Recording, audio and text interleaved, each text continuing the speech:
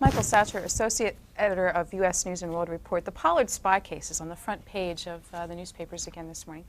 And it's coincidal with U.S. News' special report on spying and the many spy cases this country has seen over the past few months.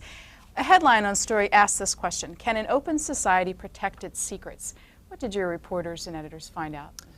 I think an open society can protect its secrets, but at a great cost in individual liberties and freedoms.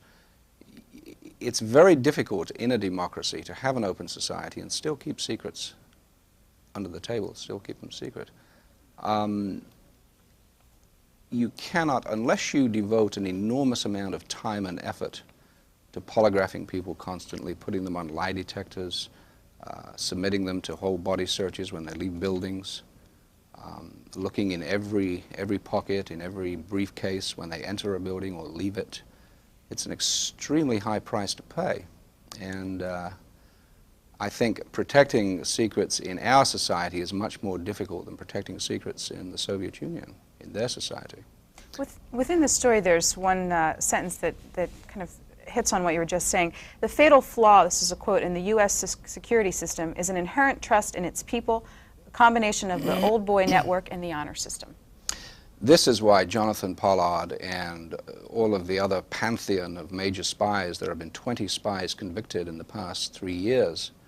The reason these people have been able to spy so successfully for so long is that the system basically trusts them. They give them a clearance. They say you have top secret clearances. You're allowed to take pretty much whatever you want out of any secure repository.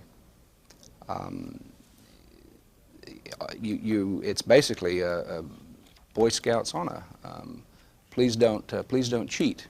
No one's checking up. No one's asking the question, does this person really have the need to know? Jonathan Pollard spied for 18 months for the Israelis. His job was to assess terrorism threats to the United States. In fact, he was accessing information from 6 different security agencies: the FBI, the CIA, the National Security Agency, the Defense Intelligence Agency.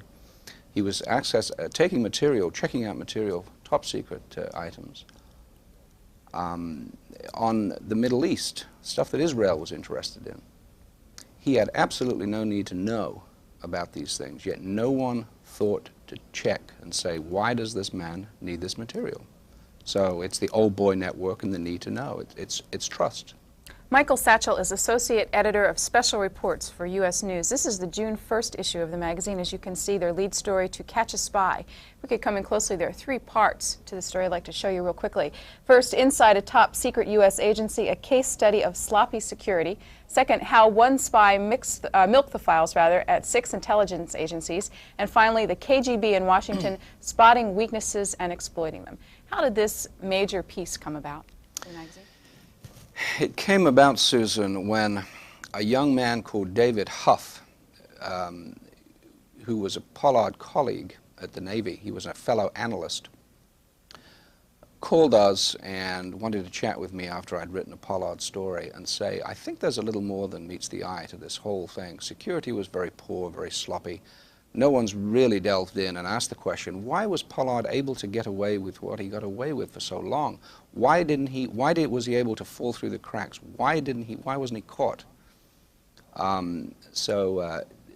Huff himself was an analyst. He had tried very hard when he was working for the Navy to warn officials that this place is a security sieve. He saw sloppy security. He complained to his Navy superiors. No one would listen. In fact, they tried, he made such a nuisance of himself, they tried to take away his clearances and get him fired. He became, in effect, a whistleblower, a classic Washington federal whistleblower. Eventually, he gave up and quit, and he's been blackballed ever since. He can't get a job within, he's a trained aeronautical engineer, and he can't get a job. He started us off. From then, it was a question of piecing together the entire package from probably 40 or 50 interviews, a little bit here, a little bit there, like doing a big jigsaw puzzle. Eventually, we were able then to go to the Navy and say, what about this? What about the Pollard affair? Initially, the Navy does not want to admit anything. This is, I would imagine, something of an embarrassment to them. But they did confirm pretty much everything that we had learned. They were eventually said, they, to their credit, said, we blundered badly, our system failed, we made major mistakes. Not only the Navy, but the CIA and the Defense Investigative Service made major mistakes in not catching Pollard when they should have caught him. Pollard should have never been given clearances. He had enough warning flags flying over his head from his college days that he should never have been able to join the intelligence community in the first place, yet he fell through the cracks. He slipped through the system. We'll begin taking your telephone calls in about 5 minutes and have a half an hour for you to question our guest this morning, Michael Satchell. Again, our topic this morning is spies in America and what we can do to plug up the holes in the system, if there are in fact some. Is it your sense, or the sense of the editors who worked on, and reporters who worked on this piece, that we are becoming more lax? Is this a vastly different time in terms of keeping our secrets secret from our enemies than it was in past years? I think I can't make my mind up if we've caught 20 spies, caught and convicted 20 spies in the last 3 years. In the previous 4 years, we only caught and convicted 4 spies. The question I still wonder is, A, are there more spies now than ever before? Are more people spying? Or 2, are the security agencies becoming more efficient in catching them? One never knows. There's also the question of how many spies are there that are caught and for various security reasons are not prosecuted. We'll never know. There's a lot of smoke and mirrors in this business. The article gives, or the first article gives, the reasons for spying and calls it the SMICE formula. Can you tell us what that is? SMICE is, people usually spy for one or more reasons. It's usually a combination of sex, for money, sex as we saw in the Marine incidents at the U.S. Embassy in Moscow, for money, which has been the primary motive, I think, recently with Pollard to an extent. Certainly Ronald Pelton, the NSA analyst who had been feeding crypto traffic to the Russians. Sex, money, ideology, communist ideology. What were the other ones? Compromise. Compromise. One is blackmailed. One has a secret life. One is blackmailed. And ego. A little person, a small man, I mean intellectually, who wants to get back at the system. He becomes a spy. It gives him power. So the sex, money, ideology, compromise, and ego, generally the combination of these reasons are why people get into spying. Are there any parts of our government that it seems, from the research you've done, that it's easier to access? Well, in the Pollard case, I think what surprised us, the thing that had never been reported before, it had been very quietly, not hushed up, but had never been talked about. Pollard pled guilty, so there was no court hearing, and the evidence was presented in classified documents. So many of the details which we were able to uncover had never been known before. I think the most amazing thing was how Pollard was able to get top secret, special sensitive compartmented information which is beyond top secret, not only from the Navy where he was employed, but he was driving around town to 5 other agencies, to the FBI, the State Department, the CIA, the Defense Intelligence Agency, and most extraordinary of all, the National Security Agency, which is the single most super secret agency with its own separate clearances. He was able to drive around, this lowly $25,000, $30,000 a year analyst, check out material at will, just like checking a book out of a library, and drive off with this material for the Israelis to copy. That, to me, is the most incredible thing of all. Do the experts suggest any ways that we can tighten up the system?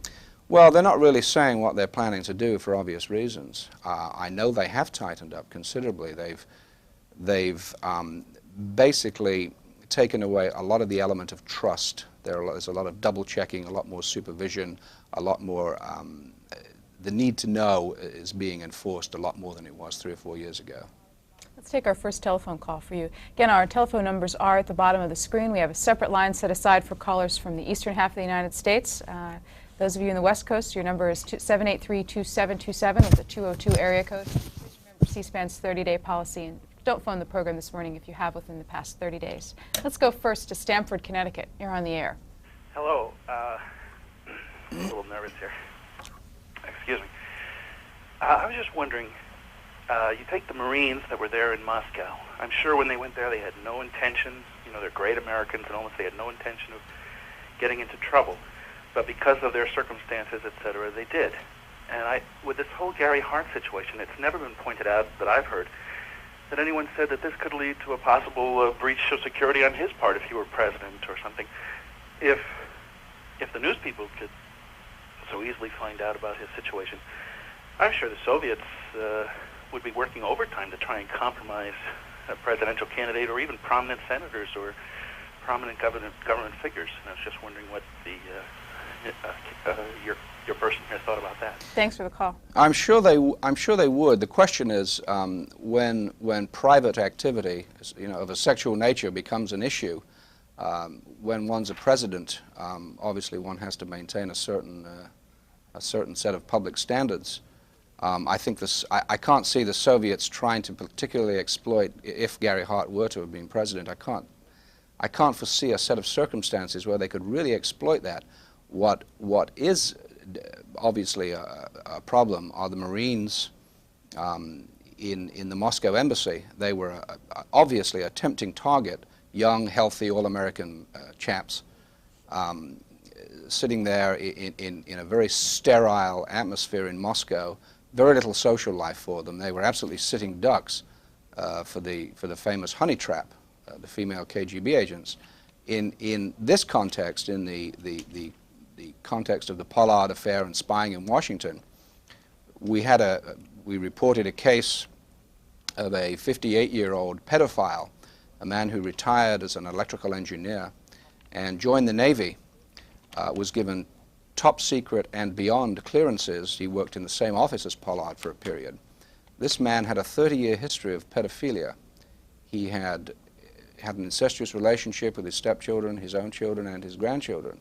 He''d been a member of at least 2 national and international child sex networks. He spent his weekends color copying child pornography in the Pentagon and at the National Aeronautics and Space Administration on special color copying machines. When he traveled on Navy business, on stealth business, very, very highly sensitive affair, he would, instead of staying at hotels, he would go off and have sex with children and stay with known sex offenders. None of this was caught. When he joined the Navy, the Defense Investigative Service failed miserably. They didn't catch any of this. They didn't ask any questions. They didn't even attempt to interview his ex-wife or his children, who by then were in therapy and hated him and would have said, this man is a pedophile. Here was a man who was perfectly compromisable. A high Navy intelligence official said when this man was finally arrested, they breathed a sigh of relief that the Soviets hadn't twigged him, because he was a perfect candidate for blackmail and compromise. Tucson, good morning. You're on the air. Thank you. I just have a couple of personal observations that I'd like to get a response on. My personal view is that it's really not government, the difference of governments that either allow information to be leaked or not, but rather the advent of technology. We live in an information age where information abounds. It's all available to us, as opposed to the dark ages when wars were fought and whole populations didn't even know what was going on. And today we watch it on television. And for example, when Lincoln was elected president, nobody knew who won until 6 months later. And today we know sitting in our living rooms. So it's not necessarily government, the kind of government, but rather the advent of technology. And Russia is also confronted with the same problem. It's not just the United States. All right, thank you. I think there are 2 points to be made from that. One is the list of people who have been arrested for spying recently were not high-tech spies. They were simply They were old-fashioned spies. They simply walked, they asked for material, or they accessed material, or they stole material, and they simply handed it over in exchange for cash. There was nothing, there was no great technology involved. It was a breakdown of a system. A security system failed as far as Jonathan J. Pollard and the rest of the spies, the recent ones. There is, however, a good point to be made. I think you do raise a good point. This is the technological age, and the Soviet Union are exploiting us to the limit. Here in Washington, we've allowed the Soviets to build a new embassy on the highest point of land in the city. They have their new embassy. The roof is bristling with antennas and eavesdropping devices, and they look down directly onto all of the major Washington intelligence and government agencies. For example, Secretary of Defense Caspar Weinberger has complained privately at a dinner that the Soviets at one point, they looked directly into his windows at the Pentagon. Now they have special screening devices to block off microwave devices that would pick up conversations in his office. The KGB or the Soviet Union, they can look directly electronically at the White House, at the CIA, possibly the CIA, the Defense Intelligence Agency, the Capitol, the FBI, pretty much everywhere. Next call is from Minneapolis. You're on the air. Good morning. Good morning.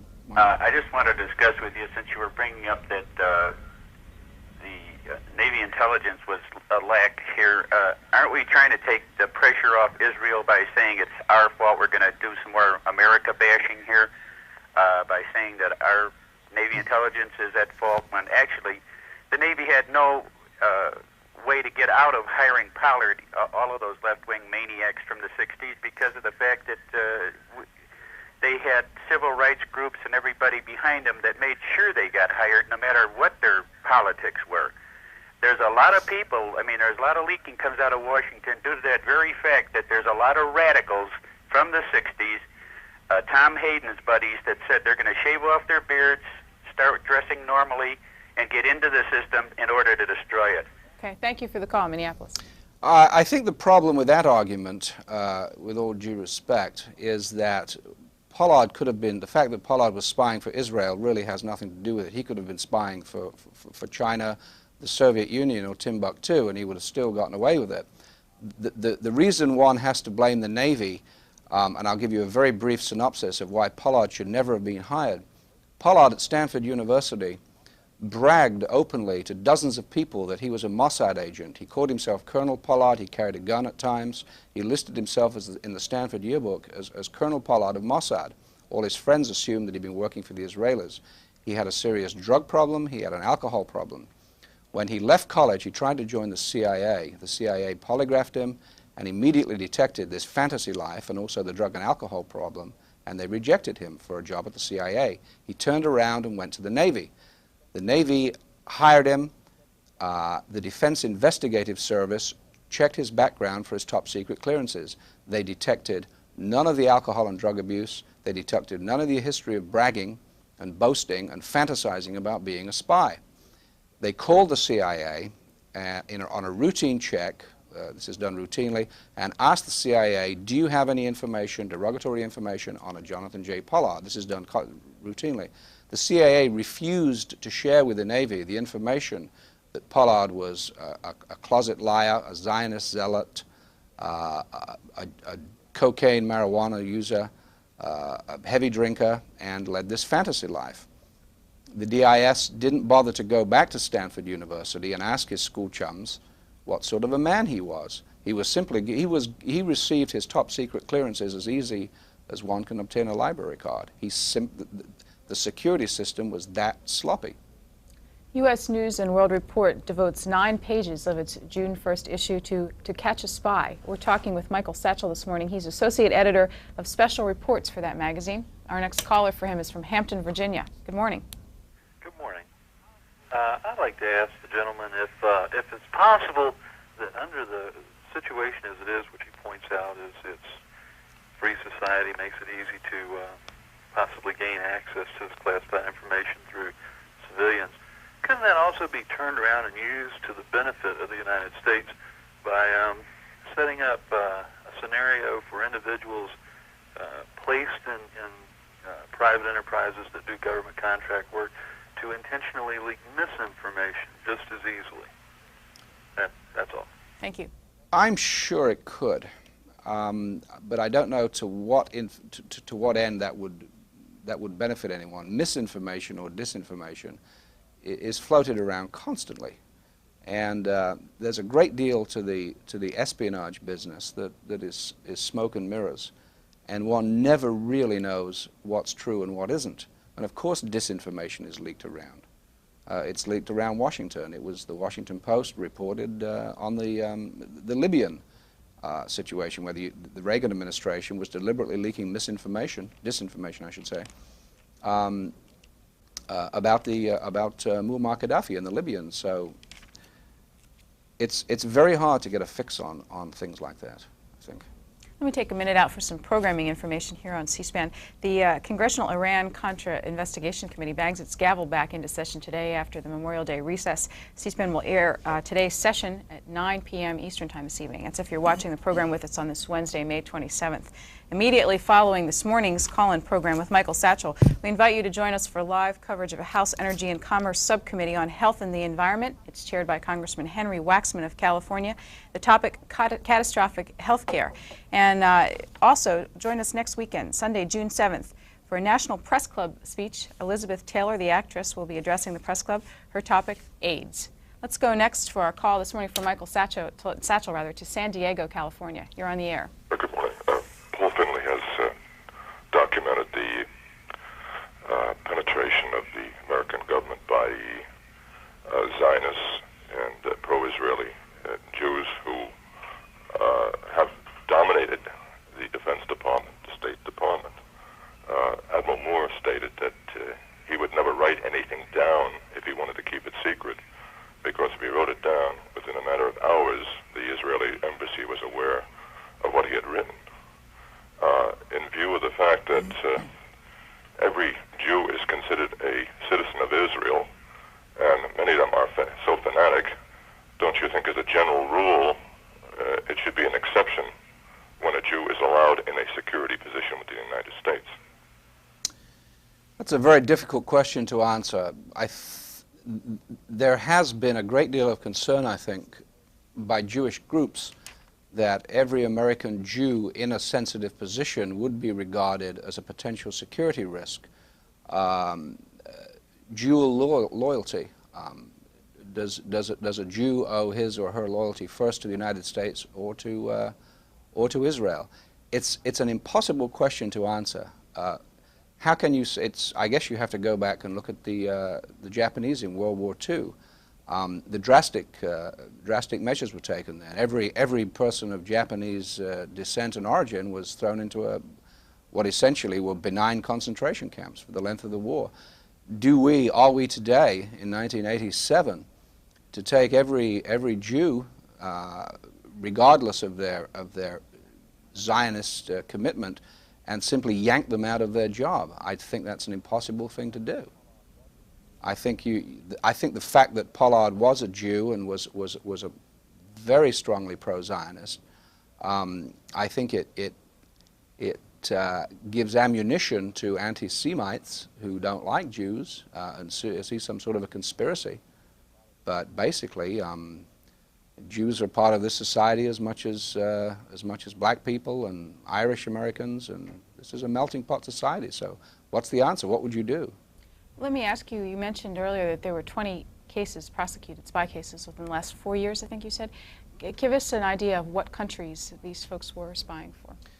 Most of them are spying for the Soviet Union or the East Bloc. The one major exception was Lawrence Wu Tai-chin, who worked for the CIA and was spying for the Republic of China, for China.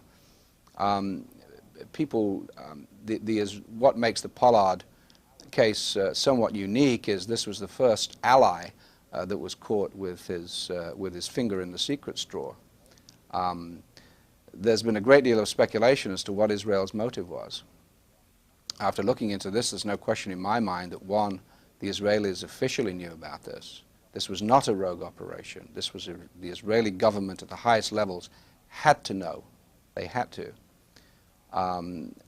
Secondly, one asks, why would an ally need to take this information from us? I think Israel feels extremely vulnerable and will take any information it can get. Caspar Weinberger, the Secretary of Defense, has described this as one of the most damaging spy cases in American history. One would say, why would it be so damaging when the information is going to our allies? There are two replies. One, when the information, and we're talking about enough top secret information to fill a bathroom from floor to ceiling, hundreds of people in Israel saw this information, and it's assumed that it was compromised, and at least some of it went to the Soviet Union. The other aspect, even more critical, is it has damaged relations very severely between the United States and friendly Arab countries. Essentially, Israel was seeing extremely sensitive information that our friends in the Middle East, Arab friends, were providing to us, and the information included the identities of agents who were working for us. Extremely damaging material. Next call of the morning is from Chicago. You're on the air. Yes, I'd like to say to Mr. Satchell that I recently got out of the military, and I certainly do know that there is a shoddiness about the security system. I had a top secret clearance. I certainly had confidential and secret information available to me, and I do know how shabbily it was taken care of. What I would like to ask Mr. Satchell is why does he feel it's so necessary that the American public be exposed to this hidden nerve, knowing that the American public is essentially going to chastise the government in the way that it takes care of this information? Well, I think the obvious answer to that is the kind of society we live in, and the kind of open democratic society we live in, and the role of the media to point out the government's mistakes and let the public decide what it wants to do about them. That's why one writes stories like this.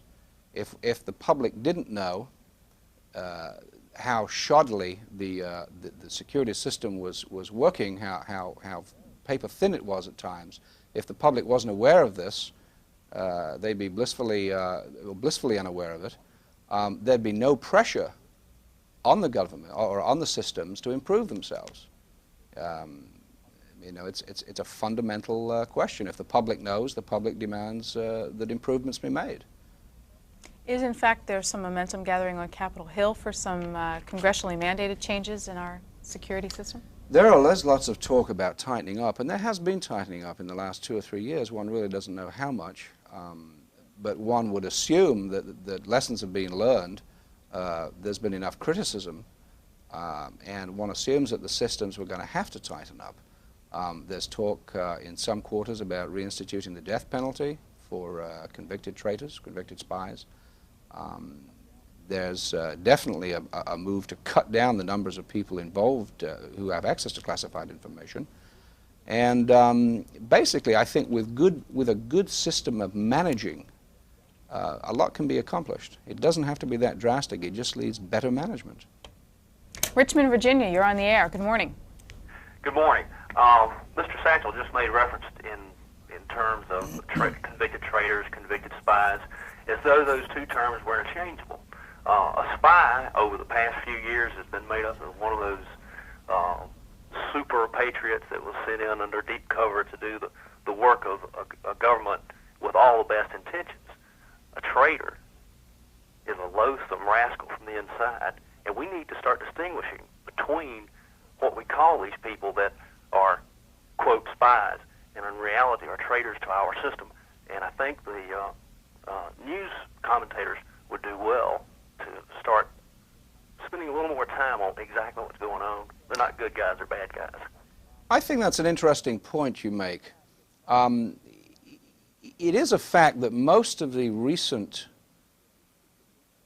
spy cases, these people weren't motivated by ideology. These weren't deeply committed communists who hated the American system and saw their patriotic duty as being serving the East Bloc.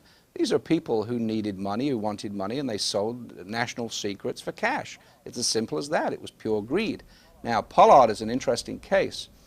Pollard's entire defense, although he pleaded guilty, his attempt at mitigating his idea of mitigating circumstances was to portray himself as a committed Zionist. He projected this image that he really wasn't interested in money, that he did this to help Israel. In fact, he received, I think, something around $45,000 or $50,000 during the period he was spying, with the promise of another $300,000 to come. He was taking, he and his wife were taking very expensive, luxurious European vacations that the Israelis laid on for them. At one point, I think she bought an extremely expensive $7,000 pendant or necklace or something like that. They had a taste for the high life, and in fact, he demanded more money at one point. He told the Israeli handlers he wasn't getting paid enough. So basically, the long and short is most of our modern spies do it for money, period. Key Biscayne, Florida, you're on the air. Hello, Mr. Satchell.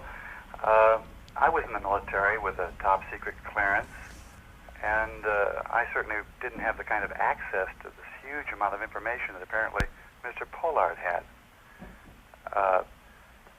My question is there any possibility, even however slim, that some of this material was deliberately given to him? Second question is if you have any opinions on misinformation given out by security organizations to journalists by both sides, if there's much of this going on. I think, in answer to the first part of your question, there's no question in my mind that what he was doing was not known, that disinformation was not a factor. One feeds disinformation to one's enemies, not to one's friends. Israel is a friend. So I think you can dismiss that right away. As far as disinformation to the news media, sure. One gets occasionally, one gets a call from a government official with a certain tidbit of information. It may be during a political campaign, it may be a call from a Democrat or the Republican camp, and one has to treat it very carefully. And I think as time goes on, one is treating that sort of information more and more carefully. Anymore, one does not rush into print without verifying with independent sources a piece of information, especially when it comes from a government official. Government officials who leak information always do it for a reason. They do it for self-serving reasons, and they leak classified information. So I think that the standard is one must always be extremely careful with how one treats information, and I think most journalists in Washington are responsible. They're very aware of being used by the government. We're going to take our next telephone call. Before we do that, let me tell you, if you are interested in watching the Iran-Contra hearings, I gave you the wrong start time this evening. It's in fact 8 p.m. Eastern Time, not 9 p.m. Let's go to New York City. Next caller, good morning. You're on the air, New York City. I think it might be a good idea if Mr. Satchell reviewed his comment of a few moments ago to the caller who suggested that Jews should not gain security clearance, and that they conceivably might not be loyal to this country. Mr. Satchell, as I recall, indicated that this was a problem, that there was a problem of dual loyalty for Jewish citizens of the United States. This is, by itself, a patently anti-Semitic remark, one that reflects, I'm afraid, Mr. Satchell's feeling about Jewish citizens, and I think it somewhat disqualifies him for his comments regarding the Pollard case or any other case that relate to Jews. After all, Jews in this country have given their lives and their service in the Army of the United States, defending the United States. It's an outrage to say what you said, sir.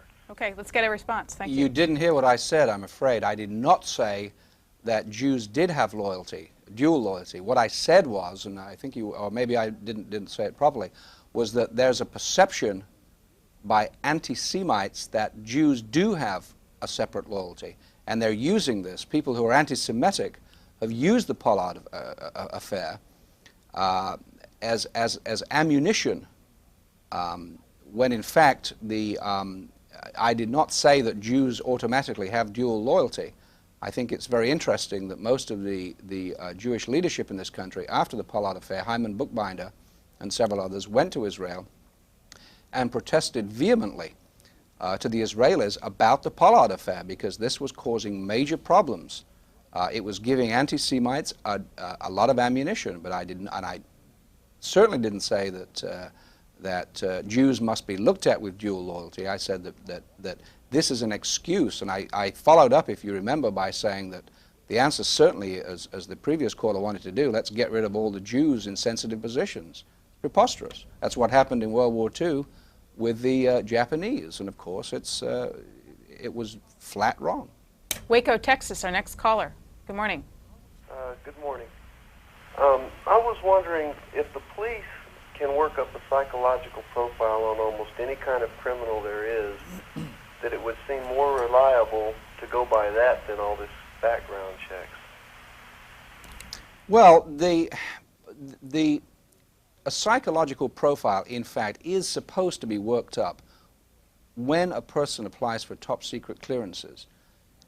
In Jonathan J. Pollard's case, this man's psychological profile should have raised 10 warning flags, and it did for the CIA when he first went to them. They saw that his whole history was one of fantasy, of bragging, of portraying himself as an Israeli spy.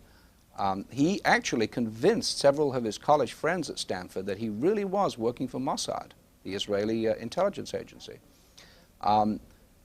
Had the Defense Investigative Service, which cleared Pollard for top secret credentials, had they done their homework and done a psychological profile, which they should have done, they would have caught this immediately.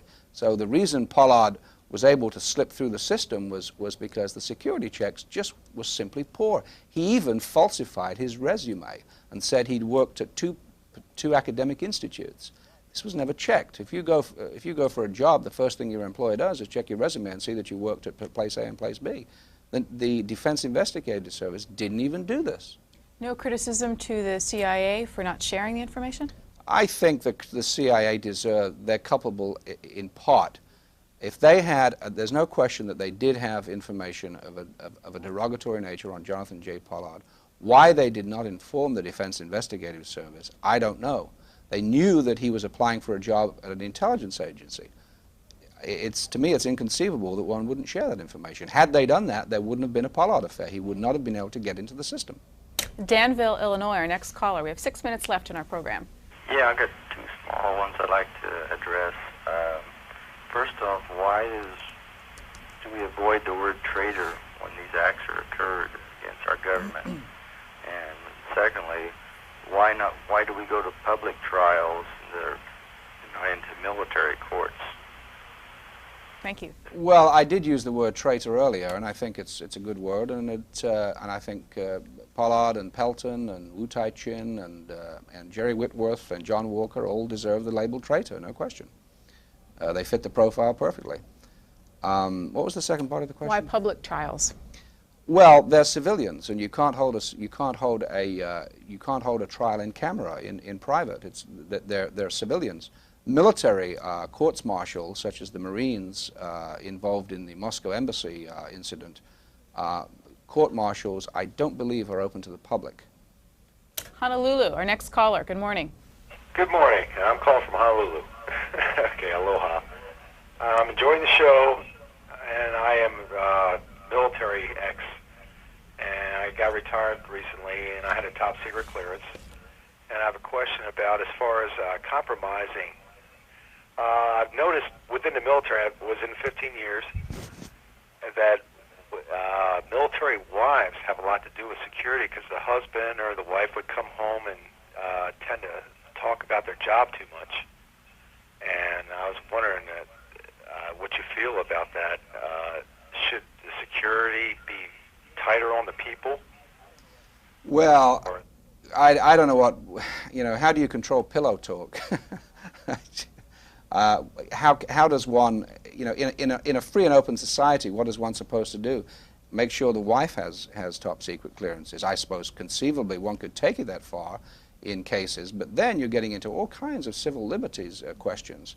The polygraph, the lie detector itself is a very controversial tool. I know a lot of people in the military would like to make routine polygraph tests for everyone getting top secret clearance.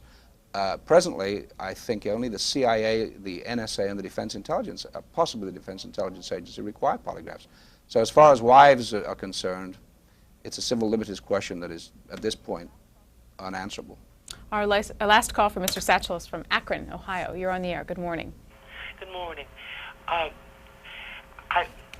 I think people with dual passports have divided loyalties. And if the United States is supposed to be a melting pot, those who hold citizenship in this country and another are insufficiently melted, only slightly melted around the edges. How about that? Well, I would answer that by saying that I hold dual passports. I'm a citizen of Great Britain, and I'm also a citizen of the United States. And if it came down, if Great Britain were to go to war with the United States, then my first loyalties would be to the United States because I'm a citizen. I've lived here for 25 years, and my families are Americans. So I think it's a simple question to answer. Judge Webster has recently left the FBI to become head of the CIA, been approved by Congress. During his hearings on Capitol Hill for confirmation, did the subject of reforms in security come up? And has Judge Webster pledged to make any reforms? He's pledged to make reforms, but the sorts of things that are going to take place, you aren't going to read about them in U.S. News and World Report or hear about them on C-SPAN. That's the kind of thing, sure, there will be reforms, and there's a constant refining process that goes on in intelligence. Some of this stuff will be made public. The obvious things will be made public. Less people having access to information, more need to know, more policing of need to know. But the really critical reforms, you and I aren't going to get to hear about them at this point until they're violated. In the minute we have left, let me stay with that note. The story starts out in U.S. News. Whatever its secret successes have been, the past 3 years have clearly been the worst. By leading with that, are you, in fact, indicating that we can't see the whole picture, that there really are perhaps two sides to the story, that we just won't know the good things that have been done? As I say, one never knows all of the successes. I said at the beginning, there are two questions. All of these spies have been caught. Does this mean there are more spies and the system is that porous, or does it mean that our intelligence agencies are becoming more adept and efficient at catching these people? It's hard to know. I think what is interesting is that a few years ago, Senator Biden made the statement that some 40 to 60 spy cases had not been publicized because to publicize them would create problems for national security. These people were simply allowed to go away. This is the June 1st issue of U.S. News and World Report, the cover story, To Catch a Spy. I want to say thanks to Michael Satchell, who's the associate editor of that magazine's Special Reports section, for being with us this morning. Mr. Satchell, thanks very much for your observations on the U.S. spy industry. Thank you.